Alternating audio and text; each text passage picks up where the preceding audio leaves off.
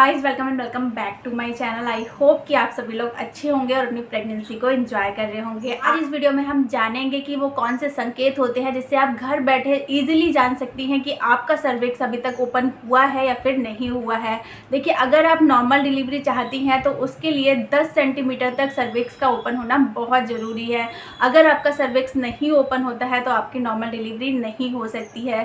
साथ ही यहाँ पे आपको ये भी जानना जरूरी है, जब 3 से 4 सेंटीमीटर तक सर्विक्स ओपन हो जाता है तो आपको हल्का हल्का जो लेबर पेन है वो फील होने लग जाते हैं, और जैसे जैसे लेबर पेन बढ़ते हैं वैसे वैसे सर्विक्स का मुंह जो है वो खुलता जाता है। यहाँ पे आपका 10 सेंटीमीटर सर्विक्स ओपन होता है, आपको अच्छे खासे लेबर पेन स्टार्ट हो जाते हैं। तो ये हम जानते हैं कि वो कौन से संकेत होते हैं जिससे आप घर बैठे इजीली जान सकती हैं कि बच्चेदानी का मुंह अभी तक खुला है या फिर नहीं खुला है। देखिए, क्या होता है, 34 वीक से 36 वीक के बीच में आपको पता लगने लग जाएगा कि आपका सर्विक्स ओपन होने लग गया है। सबसे पहला संकेत जो होता है वो मिलता है जब बच्चा हेड डाउन कर लेता है। 34 वीक में 32 वीक से 34 वीक तक बच्चा हेड डाउन कर लेता है।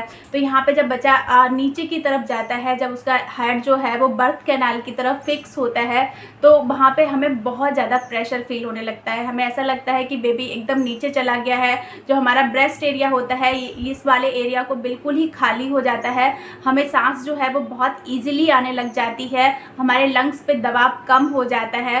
लेकिन यहाँ पे कुछ चीज़ें बच्चे के, जैसे ही बच्चा हेड डाउन करता है या बच्चा नीचे की तरफ जाता है, कुछ चीज़ें आपको स्टार्ट हो जाती है, जैसे कि आपको फ्रीक्वेंटली यूरिन आना स्टार्ट हो जाएगा। अगर आपको जल्दी जल्दी यूरिन आ रहा है तो आप समझ जाइए कि आपके सर्विक्स का मुंह जो है वो खुल चुका है।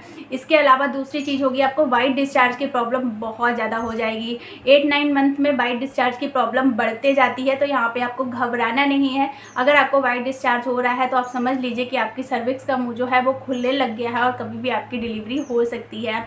इसके अलावा क्या होगा कि जब हमें नीचे की तरफ बहुत ज़्यादा प्रेशर फील होगा, बहुत ज़्यादा भार फील होगा, हमें चलने फिरने में भी दिक्कत होने लग जाती है।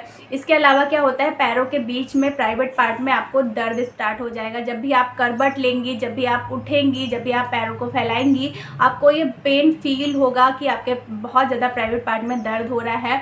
तो यहाँ पे आप समझ जाइए कि बच्चे ने हेड डाउन कर लिया है, बच्चे नीचे की तरफ खिसक गया है और आपकी बच्चेदानी का मुंह जो है वो खुलने लग गया है। बच्चा अपने सर से प्रेशर लगाता है सर्विक्स एरिया पे, जिससे कि बच्चेदानी का मुंह खुलने लगे और बच्चे को डिलीवरी में आसानी हो जाए। इसके अलावा क्या होता है कि जब आपका सर्विक्स हल्का फुल्का खुल जाता है तो यहाँ पे आपको हल्की सी ब्लीडिंग भी हो सकती है, क्योंकि जो सर्विक्स होता है, जो बच्चेदानी का मुंह होता है, वो म्यूकस प्लग से बंद रहता है, और ये म्यूकस प्लग जब निकलता है तो हल्का पिंक कलर का हो सकता है, रेडिश हो सकता है। तो ये आपके वाइट डिस्चार्ज के साथ आ सकता है। तो आप समझ जाइए कि यहाँ पे म्यूकस प्लग निकल गया है और आपकी डिलीवरी कभी भी हो सकती है।